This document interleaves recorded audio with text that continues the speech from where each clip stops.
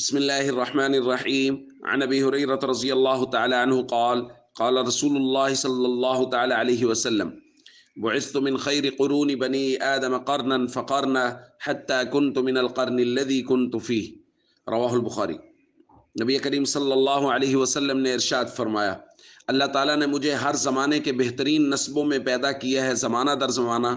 یہاں تک کہ جس زمانے میں میں ہوں اس زمانے کے بہترین نسب میں ہوں۔ دوستو، ربیع الاول نبی کریم صلی اللہ علیہ وسلم کی ولادت باسعادت کا مہینہ ہے،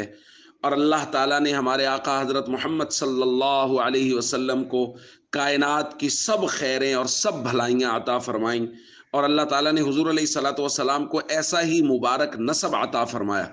خود نبی پاک صلی اللہ علیہ وسلم ارشاد فرماتے ہیں، ان اللہ اصطفیٰ من ولد ابراہیم اسماعیل، اللہ نے ابراہیم کی اولاد میں سے اسماعیل کو چنا، واصطفیٰ من ولد اسماعیل بنی کنانہ، اور اللہ نے حضرت اسماعیل کی اولاد میں سے بنو کنانہ کو چنا، واصطفیٰ من بنی کنانہ قریشہ، اللہ نے بنو کنانہ میں سے قریش کو چنا، واصطفیٰ من قریش بنی ہاشم، اور اللہ نے قریش میں سے بنو ہاشم کو چنا، واصطفانی من بنی ہاشم، اور حضور نے فرمایا اللہ نے بنو ہاشم میں سے میں محمد کریم صلی اللہ علیہ وسلم کو چنا۔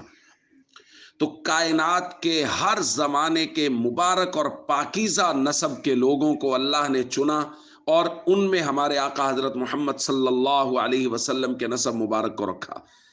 اور اللہ کا کتنا بڑا کرم ہے کہ ان تمام تر عظمتوں فضیلتوں کے باوجود اللہ تعالیٰ نے وہ پاک پیغمبر ہمارے حصے میں رکھے، اور اللہ تعالیٰ نے ہمیں ان کا امتی بنایا۔ دوستو، نبی پاک صلی اللہ علیہ وسلم کے امتی ہونے کے ناطے بہت ساری ذمہ داریاں ہیں ہم پر،